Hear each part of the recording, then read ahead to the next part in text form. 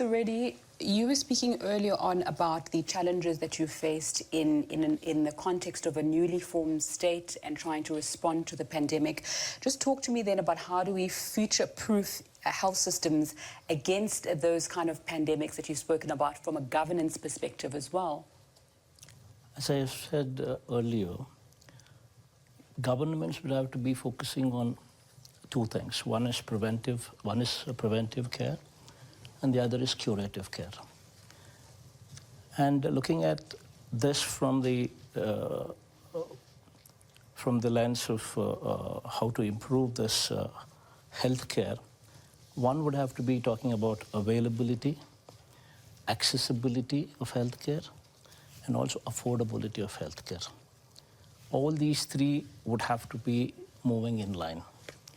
In order to do that, from my state's perspective as to how we have been wanting to move forward is, we've taken every 2,000 people, every population with every village with 2,000 population as a unit, and we're coming up with village clinics. Okay. And then we're taking up every 30,000 population as a unit and classifying it as mandal, and where we're coming up with 2 PHCs, primary health centers. These primary health centers would have 4 doctors, 2 of the doctors present in each of the PHC center, and they would be given an ambulance, 104, and each of this doctor would be given their designated villages.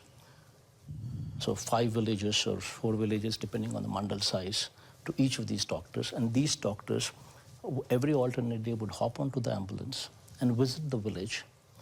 And they would become the family doctor for that village. Very soon the doctors, because they've been designated only those 4 villages, so they would start to identify people by names. And they would use this village clinic as a hub. This village clinic primarily would be having an A&M, nursing graduate, mid-level health practitioner, and ASHA workers that we spoke about also reporting there. So that would take care of the preventive part. Now comes the curative part. The curative part would be dealing with the community, with district hospitals, the teaching hospitals. The area hospitals and the teaching hospitals are going to play a very critical role there. So there we are coming up with every parliament taken as a unit in order to ensure that there is equitable distribution of teaching hospitals. Because only when you establish teaching hospitals, you have postgraduate students actually coming up there.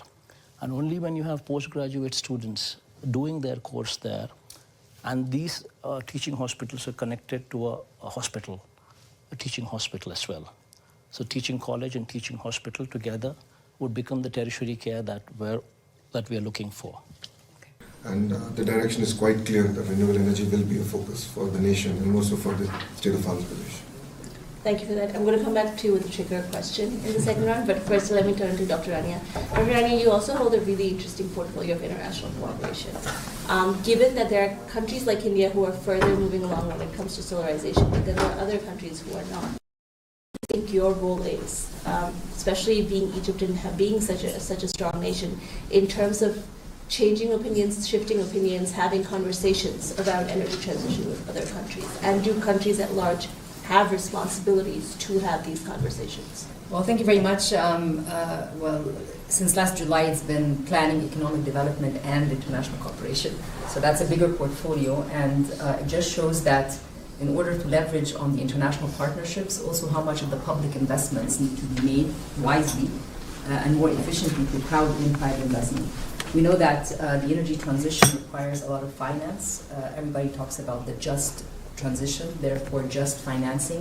More concessional finance needs to be available, not just to governments, but also to private sector. And then comes the concept of blending, so that we can de-risk a lot of these projects and help countries move into, or move towards their energy transition. I think if we forget about what happened yesterday and the updates on the US and the Paris Agreement, we know that countries have their nationally determined contributions, so the NDCs are sort of objectives for countries, objectives in a multilateral system.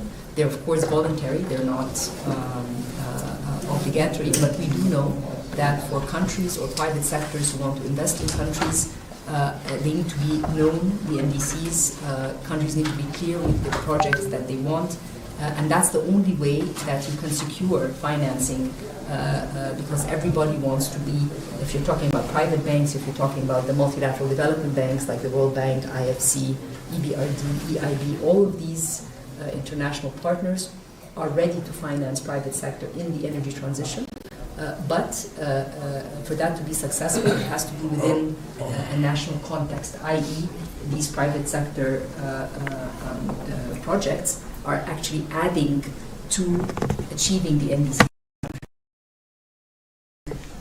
where commitment from the government with respect to its NDCs, but clarity with respect to the projects, and then the credibility that you need to have with the international community to be able to finance at a low cost or a low interest rate, these relatively, of course, is quite important.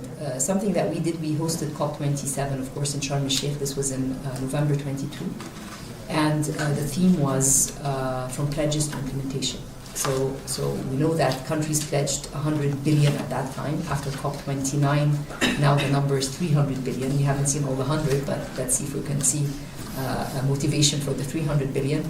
But in any event, the point was there's always a blame on countries. You're not ready with your projects. People don't know how you're going to achieve your energy transition objectives, and that's why financing is not making its way. So during Sharm el-Sheikh, we put together a guidebook. It's called the Sharm el-Sheikh Guidebook for Just Financing. And under the word just financing, we said it's not just the quantity of financing, but the quality, i.e. The feasibility studies, creating the infrastructure among personnel and staff in government and the private ecosystem to be able to always have a pipeline of projects, and therefore you can leverage on the existing financing that happens. So in your initiative, when I read about it, again, it's a way to create that quality finance, i.e. the TA or the capacity building that is required across. I think from the state perspective, the question that we've been asking is how do you go from mine to energy? We have the entire value chain, the ecosystem, how do you build it out? And how do you create consistency in policies? So if you look at India's view, is that how do we bring every bit of our ecosystem? So if you look at rooftop solar, to agriculture being solarized, then to the entire green hydrogen, which seems to be the buzzword, and various investments coming into that sector, green steel. So I think, at least from India's context, is to set the policy straight. Yes, there are some subsidies required, but it's not over and beyond the physical challenges that any state or the federal government would have. That's one part. But the second part again is how do you make this the transition political resistant, or resistant to politics, right? And that's going.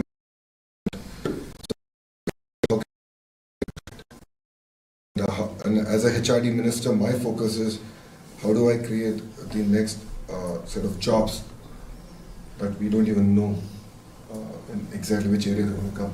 So working with the industry, working with NGOs, collaborating with them, getting the curriculum, the whole 9 yards, and creating the next wave of jobs, I think is going to be very, very important to make it more resistant.